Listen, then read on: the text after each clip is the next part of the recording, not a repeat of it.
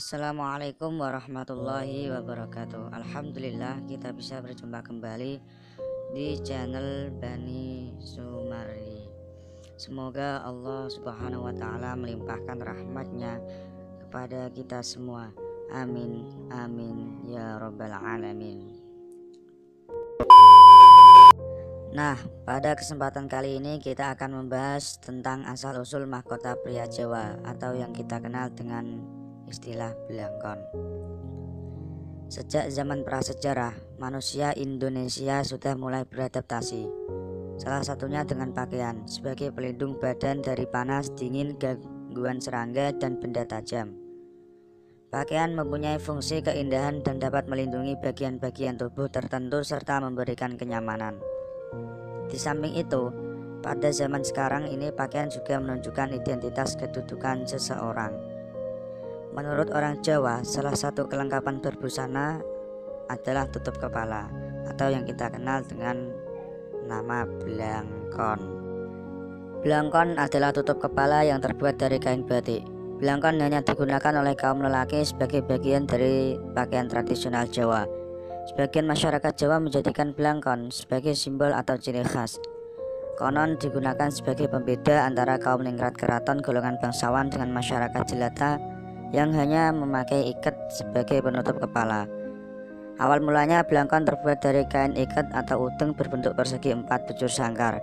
Kain itu dilipat dua bagian menjadi segitiga, lalu dililitkan ke kepala dengan cara tertentu. Memakai ikat ini ternyata tidak mudah dan membutuhkan waktu. Maka seiring berkembangnya pemikiran orang Jawa, muncullah belangkon yang mengkolaborasikan seni dengan kepraktisan dari belangkon itu sendiri. Pada zaman dahulu, belangkon hanya boleh dibuat oleh para seniman keraton dengan pakem aturan-aturan yang baku, seperti halnya pembuatan keris dan batik. Secara umum ada dua jenis belangkon yang mempunyai mondolan dan yang trapez. Pada awal belangkon dipergunakan sebagai tutup kepala. Banyak pria Jawa yang memiliki rambut panjang, sehingga harus digulung terlebih dahulu sebelum dilapisi dengan ikat. Gulungan rambut inilah yang mengakibatkan mondol atau menonjol dan disembunyikan di bawah ikat. Gulungan ini juga biasa dimaknai sebagai perasaan seorang pria yang sedang disembunyikan dan harus dijaga rapat-rapat. Tidak ada catatan sejarah yang pasti akan asal-muasal orang Jawa memakai belangkon sebagai penutup kepala. Namun yang baru diketahui adalah belangkon sudah disebutkan dalam legenda Aji Saka, sang pencipta kalender tahun Saka atau tahun Jawa. Diperkirakan sekitar 20 abad yang lalu ketika Aji Saka berhasil mengalahkan Dewata Cengkar hanya dengan menggelar sehelai kain penutup kepala yang kemudian berubah menutupi seluruh tanah Jawa. Selain itu, ada sumber lain yang mengatakan bahwa belangkon adalah akulturasi budaya Hindu dan Islam. Hal itu disandarkan pada kebiasaan pedagang Gujarat keturunan Arab yang selalu mengenakan serban. Serban juga dianggap sejenis dengan belangkon, dikarenakan sama-sama merupakan kain yang dililitkan pada kepala, sehingga pada akhirnya orang Jawa tertarik memakai ikat kepala seperti para pedagang Gujarat tadi.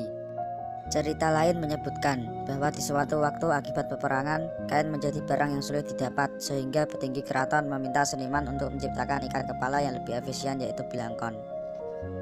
Ada sumber yang mengatakan bahwa penutup kepala ini sengaja diciptakan para raja melalui tangan kreatif seniman. Karena pada zaman tersebut mereka mengalami krisis kain, tak ubahnya dengan topi, penghias kepala ini juga dibuat dengan cara yang sangat rapi dan memperhatikan unsur-unsur keindahan. Sejak zaman dahulu telah dipercaya bahwa rambut di kepala atau dalam bahasa Jawanya mustaka dianggap sebagai sesuatu yang harus diperlakukan secara istimewa. Oleh karena itu, para seniman membuat belangkon bukan hanya sebagai alat pelindung kepala. Belangkon juga mampu memancarkan keindahan dan kegagahan. Usut punya usut, ternyata belangkon memiliki filosofi transendental yang dibaca abstrak antara pencipta alam semesta dan makhluk ciptaannya. Bila diperhatikan lebih jeli, belangkon akan memiliki dua buah ujung kain yang mana tiap ujungnya menyimbolkan syahadat tauhid dan syahadat rasul. Bila dua syahadat tersebut digabungkan, maka akan menjadi syahadatain atau dua kalimat syahadat. Pertemuan dua ujung kain di atas kepala menegaskan kedudukan syahadat yang terhormat. Harapannya segala pemikiran yang dihasilkan dari kepala didasarkan pada sendi-sendi agama Islam. Kini telah berjalannya waktu, ikat kepala juga dapat menunjukkan asal-usul seseorang. Di dalamnya terdapat identitas yang diwakili oleh wiron, jabehan, waton, kunjungan, corak, dan ragam hias lainnya. Nah, itulah asal-usul mahkota pria Jawa atau belangkon. Semoga bermanfaat dan bisa menjadi pelajaran buat kita semuanya. Sekian, terima kasih. Wassalamualaikum warahmatullahi wabarakatuh. Jangan lupa like, comment, and share.